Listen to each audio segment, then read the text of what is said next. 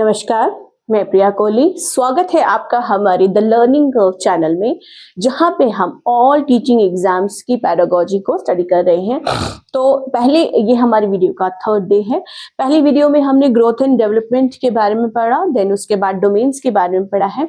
और आप चाहें तो हमारी पिछली वीडियो से ये दोनों कॉन्सेप्ट्स को क्लैरिफाई कर सकते हैं, समझ सकते हैं। आज के इस वीडियो में जो है, आज के इस लेक्चर में हम पढ़ने वाले हैं स्टेजेस ऑफ चाइल्ड डेवलपमेंट। ठीक है, जैसे कि हम सभी जानते हैं कि एक चाइल्ड डेवलपमेंट एक इम्पॉर्टेंट एस्पेक्ट है डेवलपमेंट एक स्टूडेंट की लाइफ के लिए। तो उसकी जो प्रक्रिया है उसको हम आज स्टडी करेंगे। तो सबसे पहले स्टेज जो है वो हमारी है प्री नेटल स्टेज। ठीक है, यानी कि प्री नेटल स्टेज वो स्टेज है जब एक जो औरत है वो गर्भ धारण कर लेती है, यानी कि कंसेप्शन टू बर्थ तक का जो समय रहता है वो हमारा प्री नेटल स्टेज के अंदर आता है। कि जैसे कि हम ये भी सब जानते हैं कि हमारे जो पूर्वज हैं, जो हमारे बड़े हैं, वो हमेशा ये हमें कहते हैं कि गर्भवती स्त्री के जो आसपास का माहौल है और जो उसके खुद के आचरण है वो जो है वो किस प्रकार से होना चाहिए। एक अच्छा खाना खाना, अच्छा रहन सहन करना, अच्छी संगत में रहना, अच्छी किताबें पढ़ना। तो ये क्योंकि जब बच्चा जैसे ही माँ गर्भ धारण करती है तब से ही उसका विकास जो है वो शुरू हो जाता है। अभिमन्यु की कहानी जो है वो हम सब जानते हैं। आपके आसपास भी आपकी माताओं ने, आपकी बहनों ने बहुत ज्यादा इस चीज को अनुभव किया होगा कि ड्यूरिंग दैट टाइम जो भी उन्होंने काम किया है उसकी कहीं ना कहीं जो झलक जो है वो अपने बच्चों में डेवलप हुई देखती हैं। वो कहीं ना कहीं उसकी चॉइसेस एंड प्रेफरेंसेस में उसको जरूर पाती हैं। तो इसलिए स्टेजेस ऑफ चाइल्ड डेवलपमेंट के एस्पेक्ट में सबसे इंपॉर्टेंट पार्ट जो हमारा सबसे पहला पार्ट है प्रीनेटल स्टेज का, जो है वो कंसेप्शन टू बर्थ तक का रहता है।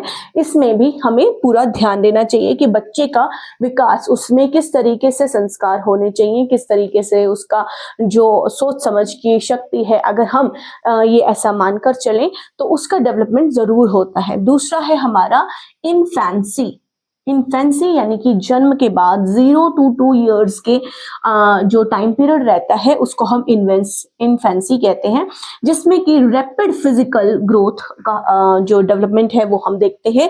सेंसरी लर्निंग, बच्चा सीखता है, समझता है। तो ये आप सब जानते हैं कि जब छोटा बच्चा होता है पहले वो एक आई कांटेक्ट बनाता है, हेड होल्ड करता है उसका, फिर उसके बाद सिटिंग आती है, देन क्रॉल करता है, फिर वॉक करता है, फिर जंप करता है।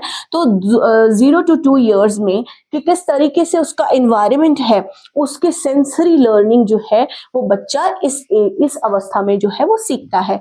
फिर उसके बाद आता है अर्ली चाइल्डहुड। अर्ली चाइल्डहुड की जो एज है वो हमारी, देखिए मैं आपको ये भी बताऊं कि बहुत सारे जो हमारे लोग हैं वो अलग अलग पैटर्न को भी फॉलो करते हैं। एज पैटर्न्स चेंज हो सकते हैं बट जो उसका बेसिक है वो सेम ही रहता है। तो अर्ली चाइल्डहुड में आप देखते हो कि उसकी एज क्या है, 2 to 6 इयर्स। ठीक है, जब बच्चा 2 साल से 6 साल तक की उम्र में रहता है तो उस अवस्था को हम अर्ली चाइल्डहुड कहते हैं, जहां पे बच्चे को जिसे हम टॉय एज के नाम से भी जानते हैं। ठीक है, इसका एक दूसरा नाम टॉय एज भी है, जहां पे बच्चा डेवलप करता है लैंग्वेज एक्विजिशन को। ठीक है, यानी कि अब बच्चा जो है वो डिपेंडेंसी की ओर बढ़ रहा है, अपने से चीजें करना शुरू करता है, चॉइसेस उसकी बनने शुरू करती हैं, पसंद नापसंद उसको समझ आने लगता है।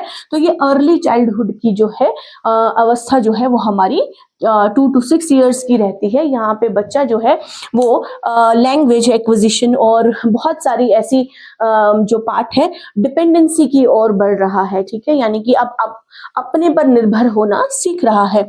उसके बाद आता है 6 लेटर चाइल्डहुड। लेटर चाइल्डहुड जो है वो हमारा एज रहती है 6 to 12 इयर्स की जो अवस्था है, जो एज टाइम पीरियड है।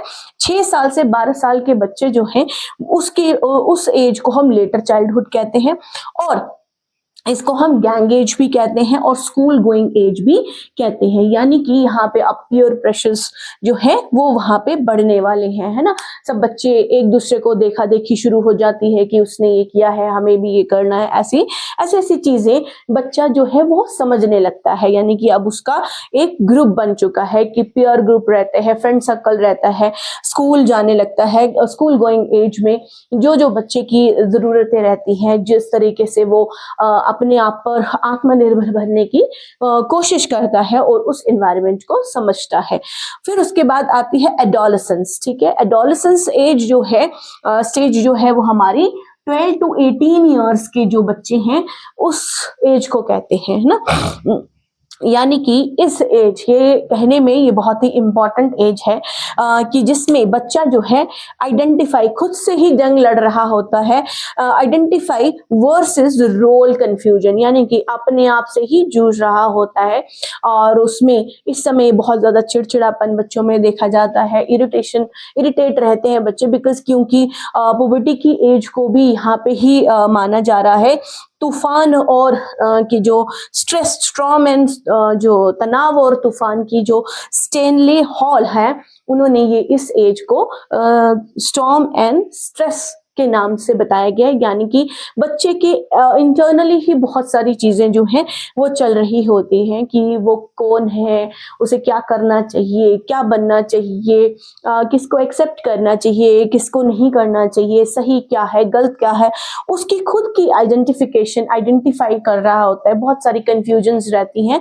तो ये एज एडोलेसेंस की एज है जो कि 12 to 18 ईयर्स में रहती है। उसके बाद लेटर एडोलेसेंस जो भी है वो 65 ईयर्स तक उसकी अलग प्रक्रियाएं हैं। बट हमारे पास जो टीचर एलिजिबिलिटी टेस्ट की अगर हम बात करें तो हमें यही वाली एजेस को फॉलो करते हुए, यही स्टेज को फॉलो करते हुए हमने अपना जो है काम करना है। तो सबसे पहले मैं आपको बताऊं कि हमारी क्या एज थी, दोबारा से एक बार रिवाइज कर लेंगे। Prenatal stage, infancy, early childhood, letter childhood and adolescence, ठीक है। तो ये सारे पॉइंट्स जो है इनकी एज आपने याद रखनी है, टाइम पीरियड इनका याद रखना है, इनके शॉर्ट नेम्स भी आपको पता होना चाहिए और किस तरीके से ये हमारे डेवलपमेंट पे प्रभाव डालती है, इन्फ्लुएंस करती है, उसके बारे में भी हमें पता होना चाहिए, ठीक है। तो कंसेप्शन टू बर्थ हमारा जो है प्रीनेटल स्टेज रहेगा। Rapid physical growth and sensory learning जो है वो हमारे इन्फेंसी में आता है। लैंग्वेज एक्विजिशन और इमिटेशंस जो है वो हमारी अर्ली चाइल्डहुड में रहती हैं। लेटर चाइल्डहुड में हम गैंग एज मानते हैं और स्कूल गोइंग एज को माना जाता है, जहाँ पे बच्चा आत्मनिर्भर या सेल्फ डिपेंडेंसी की ओर जा रहा है। यहाँ पे बच्चा जो है वो एक पर्सनल बॉन्ड जो है वो बनाने की कोशिश करता है, यहाँ समझने की कोशिश करता है और यहाँ अडॉप्टेशन की बात आ रही है और यहाँ वो खुद से ही अपने तनाव में रहने शुरू हो जाता है और समझने शुरू हो जाता है कि उसे जीवन में क्या करना है, किस तरीके से करना है, अपने सराउंडिंग चीजों को देखना और समझना शुरू करते हैं, ठीक है। तो मैं आशा करती हूँ कि आपको हमारा ये लेक्चर जो है वो समझ आया होगा और अगर आपको कोई डाउट या कोई कंफ्यूजन है या किसी रिलेटेड आप कोई टॉपिक और समझना चाहते हैं वो जरूर कमेंट बॉक्स में जरूर कीजिएगा।